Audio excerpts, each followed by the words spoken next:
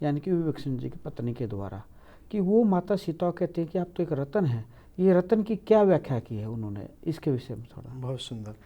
क्या होता है कि ये बताया कि जो भी अशोक वाटिका में चर्चा हो रही है वहाँ शर्मा और त्रिजटा के साथ है, तो वहाँ शर्मा जो विभीषण की पत्नी है वो कहती हैं आप तो एक तरह से रत्न हैं, और रत्न के लिए कब युद्ध नहीं हुए, रत्नों के लिए तो हमेशा ही ऐसा रहा है, और आप तो विशेष रत्न हैं। और ये बात सच है कि वास्तव में रत्नों को अगर हम देखें तो हमेशा रहें, कभी स्यमंतक मणि पे रहा। और हम देखिए वर्तमान में माने कि 1739 में जो नादिर शाह था वो एक तरह से भारत पे जब आक्रमण करके गया, वो एक तरह से मयूर उसको सिंहासन को लेके गया, और एक तरह से जो कोहिनूर हीरा था उसे भी लेके गया, तो वो प्रकाश का एक तरह से पहाड़ था। तो उसके मतलब वास्तव में ये होते रहे हैं। तो वो शर्मा जब इस तरह से कहती है तो वो सीता माता कहती हैं अच्छा हाँ तुम सही कहती हो, मैं वास्तव में ही रत्न हूँ, रत्न का मतलब पत्थर हूँ। अगर मैं ऐसी नहीं होती तो मुझे इतना सब कैसे बर्दाश्त कर पाती।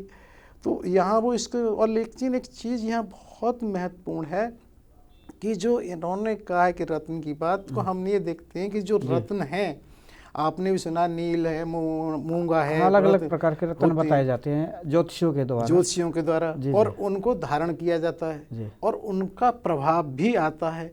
तो अब एक प्रश्न यहाँ ये आता है कि क्या वो वास्तव में पत्थर हैं तो नॉन लिविंग है? क्योंकि एपिसोड नंबर 87 में हमने उस समय ये चर्चा करी थी, जब वो समुद्र देवता उत्पन्न हुए थे तो उन्होंने कारण बताया कि प्रभु के आने पर वो क्यों नहीं स्वागत के लिए बोले, क्योंकि आपने ही तो ऐसा निर्धारित किया कि एक तरह से वो जड़ है तो जड़ को जड़ की तरह से रहना है। तो वास्तव में ये बात, एक चीज़ और बता दें, आगे कभी चर्चा करेंगे कि इसी कारण से जब वो सांदीपनी ऋषि में अगले द्वापर में भगवान कृष्ण और बलराम गुरु सांदीपनी के पुत्र को लेने के लिए प्रवास क्षेत्र में जब समुद्र के पास जाते हैं तो वो वहाँ उनके स्वागत के लिए आता है। क्योंकि यहाँ ये चर्चा इसलिए कर रही थी क्योंकि वास्तव में जब यहाँ वो हुई थी चर्चा हमारी एपिसोड 87 में, समुद्र देवता क्योंकि उनको जड़ का रूप कहा गया, तो वास्तव में सृष्टि में कुछ भी जड़ नहीं है, सब कुछ चेतन है। और उसी के कारण से तो इन जो मोती हैं इनके प्रभाव होते हैं अगर वो जड़ हैं, क्योंकि ये माना जाता है जो ज्योतिषी होते हैं वो ये भी कहते हैं इसका प्रभाव इसको होगा इसको नहीं होगा। जैसे ये बाकायदा कहा जाता है कि आज भी हीरा है, पन्ना है या नी, ये सबको माफिक नहीं आएंगे। तो इसका मतलब ना आने का क्या है? मतलब वही है कि जैसे आपने पहले एक खुद ही मतलब जिज्ञासा उठाई थी उसी में कि कार्य कैसे करते हैं। मतलब एक इस रामायण के साथ साथ ये भी एक प्रश्न सुनने को मिल जाएगा कि ये सब हमारे जो रत्न है यानी कि पत्थर कह लो, ये काम किस तरह से करते हैं। इसको यही तो देखना कि ये काम वास्तव में जो हमारे यहाँ जिनको हम ग्रह और वो कहते हैं कि सब चीज़ जीवंत हैं, और उस जीवन के अनेक इस तरह की घटनाएं होती रहती हैं, लेकिन क्या होता है कि ये उस व्यक्ति के कर्म और उससे भी प्रभावित होते हैं। मूल विषय इसमें यह होता है कि जिनको हम पत्थर कहें वो पत्थर है ही नहीं। जब ये भी पत्थर नहीं है तो फिर प्रश्न इस बात का है कि नॉन लिविंग है क्या? तो वास्तव में इसको यही कहा गया कि इस संसार में जो कुछ हम देख सुन समझ सकते हैं सब ही प्रभु ही की लीला है या सब कुछ माया है। अगर हम जब तक इसमें ये दुविधा में रहेंगे कि ये माया ये पत्थर, तो वो दुविधा में रहेंगे, या तो सब कुछ चेतन है या सब कुछ जड़ है। वही जड़ और चेतन वाली प्रक्रिया में वही आ जाता है कि ये तो सब जड़ माने जाते हैं पत्थर जो है, लेकिन जब हमें धारण कराए जाते हैं ये चेतन और स्वरूप में धारण कराए जाते हैं। ऐसा इसलिए है ना कि जो संतों ने जैसे कहा है कि जो वास्तव में चेतन तत्व है उस चेतन को हम किसी भी सांसारिक इंद्रियों के द्वारा जान ही नहीं सकते, वो इन सब से परे है। यानी कि जो चीज़ इनसे परे है तो उसके बाद जो भी जानता है वो कहेगा तो इंद्रियों से, और जो सुनेगा वो भी इंद्रियों से।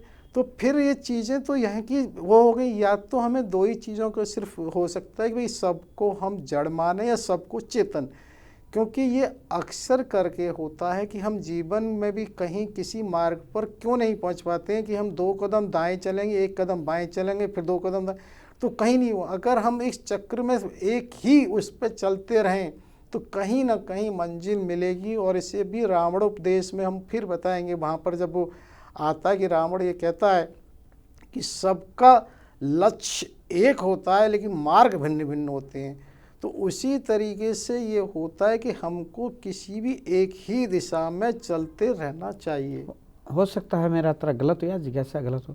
जैसे कई बार हम ही सब लोग हैं जो प्रार्थना करते हैं भगवान से, कहते हैं हे भगवान हमें जड़ से चेतन बनाना, यानी कि ये कहते हैं आपने हमें जड़ थे, आपने हमें चेतन बना दिया, यानी कि हुई पत्थर की भी, ये रत्नों की भी वही प्रक्रिया है जी, जड़ से चेतन होने की प्रक्रिया। क्या है कि प्रभु की ये लीला देखिए ना, हर कण में कहाँ पर क्या क्या छिपा हुआ है उसको दृश्यमान हम लोग नहीं कर सकते। वो साधु संत होते हैं जिसकी वजह से उन्हें सब कुछ दिखाई देता है, क्योंकि उनके पास एक दिव्य दृष्टि होती है, जिसे ये कहा जाए कि वो कितना, हमने पहले भी चर्चा करी थी, जिनके पास त्रिकालज्ञ कहें कि वो अतीत और भविष्य को देख पाते हैं, कि वो किसी भी स्थान, वस्तु, व्यक्ति सबका ये देख लेते हैं। क्या कारण है कि कुछ तो ऐसा है जो हमारे शास्त्रों में बताया कि जब हमने बहुत पहले एपिसोड में चर्चा करी थी समय काल की, कि अरबों वर्ष तक की गणना भी बताने वाला कोई तो था, कोई व्यवस्था है जिसने बताई, और इतना सूक्ष्म से सूक्ष्मतम और इतने बृहद से बृहदतम, तो जिसके कारण ये होता है। और यहाँ पे हम साथ ही ये बताते हैं, जो शर्मा फिर वो उसकी जो चर्चा कर रही थी, तो वहाँ पर क्या होता है, वो अन्य चर्चाओं के साथ साथ प्रतिदिन करती थी, लेकिन वो मूल चर्चा उसमें प्रमिला की आती है, जो सुलोचना सती की।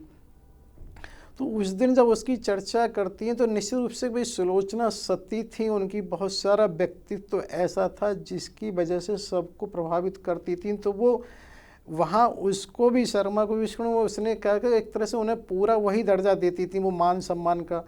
कभी और किसी ने उन्हें ऐसा नहीं दिया, क्योंकि पति एक तरह से उनके विभीषण को त्याग दिया गया है, तो सबको लगता था। और वो विशेष रूप से इस बात को कहती थी कि ये गुण अवगुण बढ़ाकर हमें तो कहीं सोचने विचारने का अवसर ही नहीं है, क्योंकि ऐसा ही उन्होंने जब वो प्रभु की शरण में गई, विभीषण से भी कहा, तो ये उनका व्यक्तित्व था सुलोचना का, कि वो केवल अपने कर्म पर ध्यान देनी है। और उन्होंने ये विशेष कहा कि ये हमारा काम ही नहीं है किसी के उसको विचार करना। तो उसी की वजह से सबको आकर्षण था, शर्मा को भी विशेष उनसे लगाव था। तो उस दिन उन्हें भी लगाते, मेरी पुत्री की समान ही थी, ये पुत्र वधू के समान थी, जिससे वो भी बहुत व्याकुल थी। और उनके व्याकुल होने के कारण ही माता सीता को व्याकुल होना स्वाभाविक था। वो तो किसी भी राक्षस की उससे ही परेशान होती हैं, तो वो ऐसी सती की उससे तो क्या स्थिति रही, तो वो बार बार मूर्छित हो रही थी।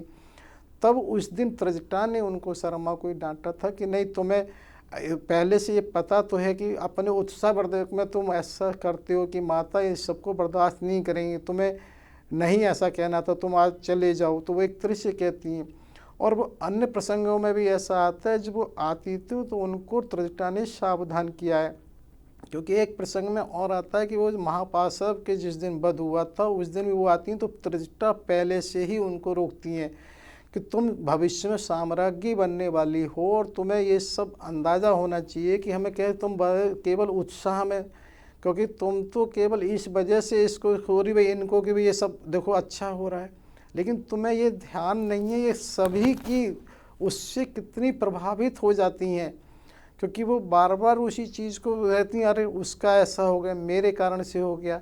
तो उस दिन ये विशेष रूप से दोनों अधिक परेशान होती हैं, कहीं ऐसा न हो, ये जिस दिन ये प्रमिला का होता है कि माता को कहीं कुछ हो जाए, तो दोनों उनकी विशेष देखभाल कर रही होती हैं। यहाँ पे सर आपसे भी